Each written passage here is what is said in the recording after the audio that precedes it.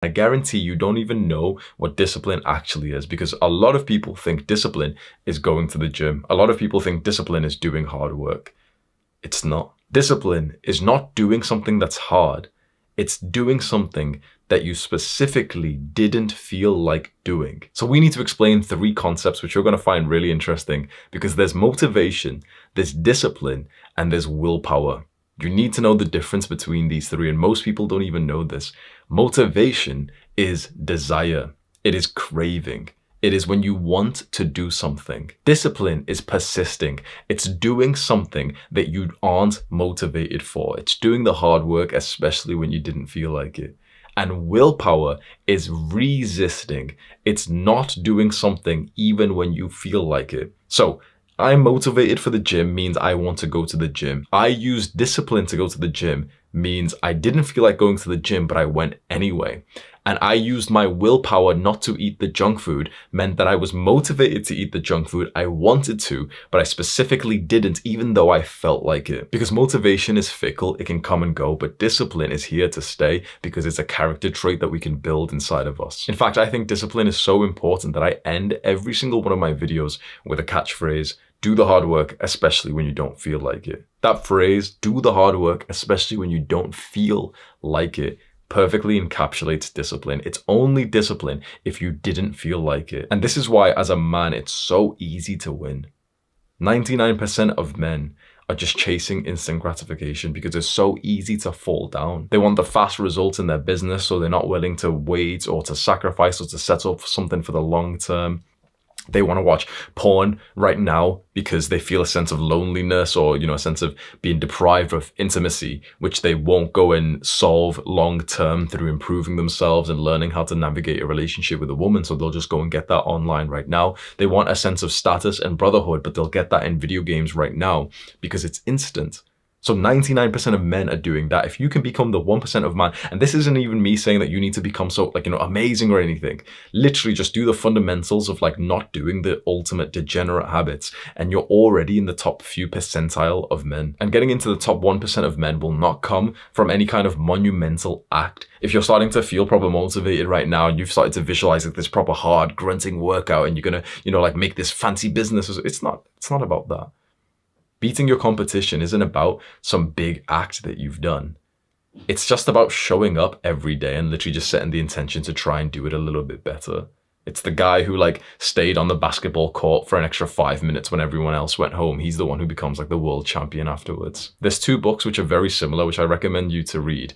There is The Compound Effect and The Slight Edge. These 2 books are really good. They talk about using discipline to change something quite small and insignificant, like a small decision, like a 1% better decision, which then makes a huge difference over a few years. I bet you'll agree with this. It's also harder to be lazy than it is disciplined. Yes, it's harder to be lazy than it is to be disciplined. To be disciplined means that we have to go hit a workout today. It means that we can't watch porn today.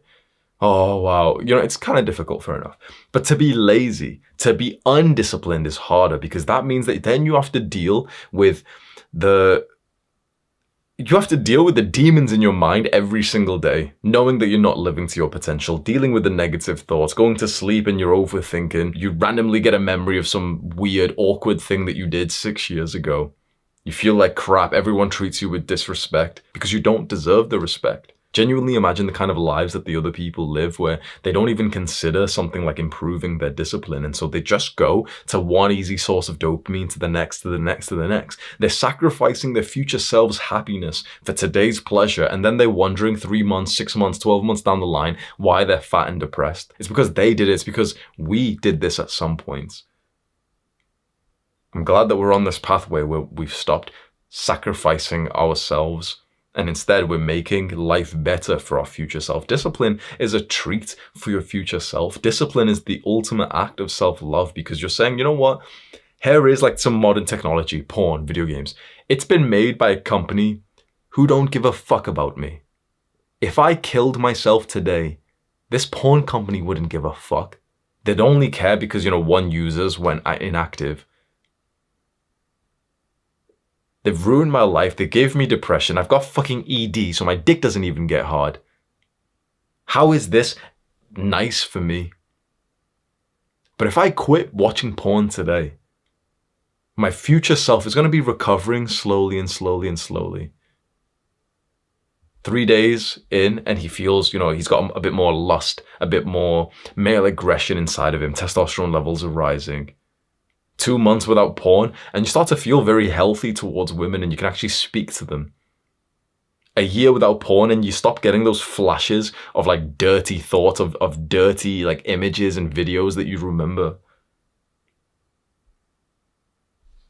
The ultimate act of self-love is discipline. In the long run, it's much more painful to be undisciplined. And there's a quote that I like: nobody who has given themselves over to excess is having a good time. Here is an actionable step I want you to do, and it's kind of mean. I want you to go onto YouTube right now, maybe open up a new tab, and I want you to search for this name, Nick Ocado, Nikocado. Nick Ocado, go find his YouTube channel. He is a morbidly obese man who made a YouTube channel of him eating a lot of food, and it gets a lot of views. And he's become like obese. This man deserves to die early. Now, I know that a lot of people watching this will just get panicked and think, wait, he said something that's really bad. We've been told never to speak like that. This isn't my opinion. This isn't like my viewpoint. I don't want him to die, but he deserves to. He deserves to feel this obliterating pain in his heart until he ceases to exist, this chokeness in his throat. He deserves to feel it. I know this sounds horrible, but there's something that you must understand right here, right now, if you want to live a good life. You deserve the consequences of your actions. This is worth for you to really meditate on, to write down right now, to stick it up on your wall, to write it and set it as your phone wallpaper. I deserve the consequences of my actions. So why don't you just make it so that you deserve what you want? Some people deserve to be obese, sick, and close to death, whilst others deserve to have a six-pack, to have high testosterone, to have a wonderful relationship. Others deserve to make a lot of money. Others deserve to be depressed and suicidal. Because it all comes down to the acts that we're willing to partake in. And so if you're willing to, for example, like this young man is, eat and eat and eat and eat, you deserve the consequences of that. Now, of course, some shallow breather might be watching this and think, so do you deserve to be hit by a bus? Barring extreme circumstances, let's use our brains here. Extreme circumstances, extreme accidents are different. If you've done everything right, you're just walking on the pathway and a car, there's a freak accident and like a brick gets thrown up into the air or a car swerves into you even though you were on the pathway, that's a bit different. Likewise, if you're just just minding your own business in a shop and someone just hits you out of nowhere, that's different.